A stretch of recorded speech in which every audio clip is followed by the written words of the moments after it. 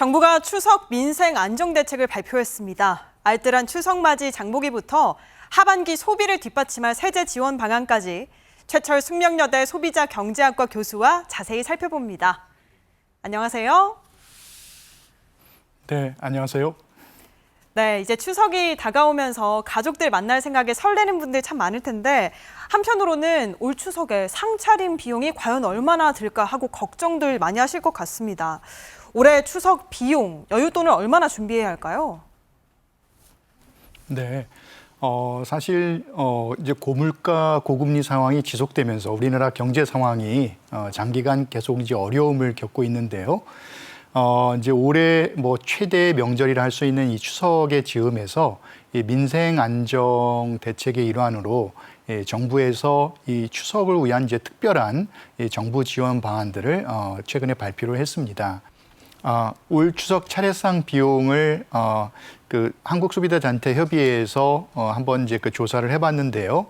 4인 가족을 기준으로 했을 때 전통시장이 22만 6,585원, 그 다음에 그 대형마트가 30만 5,185원 등 이렇게 집계가 되었습니다. 이제 여기서 보시는 것처럼 이제 흔히 그 대형마트가 훨씬 이제 그 물가가 저렴할 것으로 생각을 하는데 실제로 보면 이 전통시장이 대형마트보다 훨씬 더 이 저렴한 그런 추석 차례상 비용이 들게 되고요. 그리고 작년도랑 비교했을 때 특히 전통시장은 이 비용이 많이 줄었고 대형마트는 오히려 그 비용이 크게 변동이 없어서 사실 전통시장을 이용하는 것이 더 저렴할 것으로 예상이 되고 있습니다. 예, 전통시장을 이용하는 것이 어쨌든 추석 상차림 비용은 더 저렴할 것이다. 이렇게 설명을 주셨는데요. 정부가 추석 비용 절감을 위해서 다각도의 대책을 내놨습니다. 일단은 사과, 배 같은 성수품 물량을 역대 최대로 공급한다고 하죠. 네. 보통 이제 추석에 그 가장 이제 많이 이제 소비자들이 필요로 하는 그런 이제 물품을 이제 그 추석 성수품 한 20개 품목으로 하는데요. 그것을 역대 최대 규모인 이제 17만 톤을 공급하기로 이렇게 계획을 세우고 있습니다. 여기에는 보시면 이제 농산물과 축산물, 이제 수산물 등이 있는데요. 농산물의 경우는 이제 배추와 무의 이제 공급 규모를 이제 역대 최대로 이렇게 이제 그 공급한다고 하고 있고, 그리고 사과, 배, 양파 같은 경우도 그 평상시에 그 물량에 대비해서 2배 내지 3배 늘리기로 이렇게 하고 있습니다. 축산물의 경우에도 뭐 소고기, 돼지고기 많이 필요한데요. 여기에 대해서 물량을 확대 공급하는 방안을 지금 마련해서 시행하고자 하고 있고, 그리고 계란 가공품의 경우에도 이거 수입을 더 원활하게 해서 그 충분한 물량이 공급될 수 있도록 그렇게 계획을 세우고 있습니다. 특히 이제 그 과일 같은 경우에는 그동안 이제 많은 이제 그 과일 가격 상승으로 인해서 소비자의 그 물가 부담이 크게 작용을 해 왔는데요.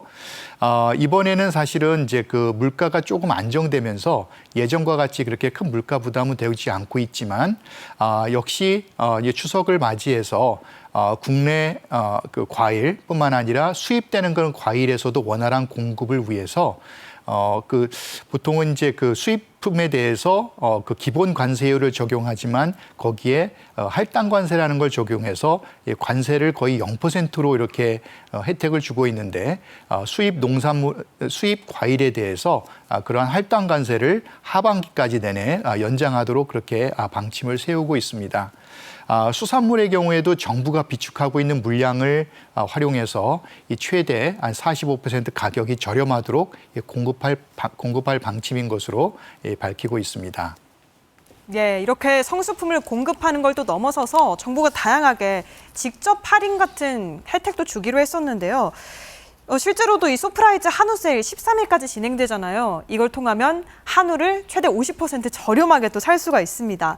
이것 외에도 선물 세트 구성이라던가 다양한 방안들을 내놨는데 이용하면 주요 품목을 평소 대비해서 얼마나 더 싸게 구입할 수 있는 건가요? 네, 우선은 이제 소비자들이 많은 그 유통 채널을 통해서 이제 그 추석 물품들을 이제 구입을 하는데요. 온라인이나 오프라인, 그 다음에 특히 이제 전통 시장을 이용하는 경우에 그 특별히 더 할인폭을 더 크게 강화를 하고 있습니다. 예를 들어서 전통시장의 경우에는 이제 그 온누리 상품권 환급을 해주게 되는데요. 보통 6만 원, 7만 원 구매를 할 때 최대 2만 원을 이 온누리 상품권으로 환급을 해주게 됩니다.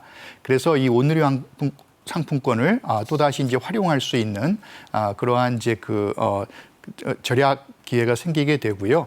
그 다음에 이제 농활 상품권이라고 해서 농활 상품권이라고 하는 것은 이게 이제 온라인으로 하는 이제 그 상품권인데 여기에 대해서도 10만 원의 그 상품권을 구매할 때 그 최대 3만 원의 선 할인을 제공해주고 있어서 농활 상품권을 이용할 경우에 또 이렇게 또 실질적인 이 추가 할인 혜택을 받을 수가 있습니다. 그리고 이제 이 할인 상품권의 경우에 예를 들어서 지류로 발행되는 경우가 있고 온라인으로 발행되는 경우가 있는데 그간에 이제 온라인으로 발행되는 상품권에 대해서는 고령층이 그 온라인으로 발급을 받아서 이용하는데 많은 이제 불편이 있었다고 알려졌거든요. 그래서 이번에는 이제 특히 그 65세 이상 고령층에 대해서 이 할인 상품권 발행을 좀 더 늘리는 방안을 그렇게 마련하고 있습니다. 이 전통시장 할인이라고 하는 것은 특히 우리나라 그 소상공인들의 그러한 그 매출을 더 진작시키고 소상공인의 그런 경영 안정을 돕는 것이기 때문에 정부의 이런 다각적인 그런 지원이 올 추석에도 전통시장 등을 중심으로 해서 소상공인의 이러한 그 추석 매출을 더 증가시킬 수 있을 것으로 예상이 되고 있습니다. 방금 잠깐도 짚어주셨지만 사실 한편으로는 추석 상차림 비용이 올랐으니까 뭐 소상공인에게는 좋은 일이 아닌가 하고 생각하실 텐데요. 추석 대목도 이제는 옛말이라고 합니다. 정부가 이맘때쯤 자금난을 겪을 수 있는 영세 사업자, 소상공인에게 최대 43조 원 정도를 풀기로 했는데요. 어디에 어떻게 쓰이는 건가요? 네, 우선 이제 그 43조 원의 금액이라고 하는 것은 보통 이제 소상공인들이 이제 매출을 위해서 물품을 이제 구입을 해야 되는데 그런 이제 구입 자금에도 그 일부 지원을 할 수가 있고요. 그리고 특히 이제 소상공인의 경영 부담 줄이기라고 해서 이 전기료의 경우 최대 그 20만 원 그 지원을 하기로 했고, 그리고 이제 음식점의 경우에는 이제 외국인을 고용하는 경우가 많이 있습니다. 아무래도 좀 더 이 저렴한 그런 인건비를 부담하는 것 때문에 그럴 텐데요. 사실 외국인을 이렇게 고용하는 데 있어서 이 고용허가 비자 기준이 그동안 조금 더 까다로웠다면 여기에 대해서 그 기준을 좀 더 완화함으로써 실제로 그 음식점들이 외국인을 고용할 수 있는 그런 가능성을 더 확대해주고자 하고 있습니다.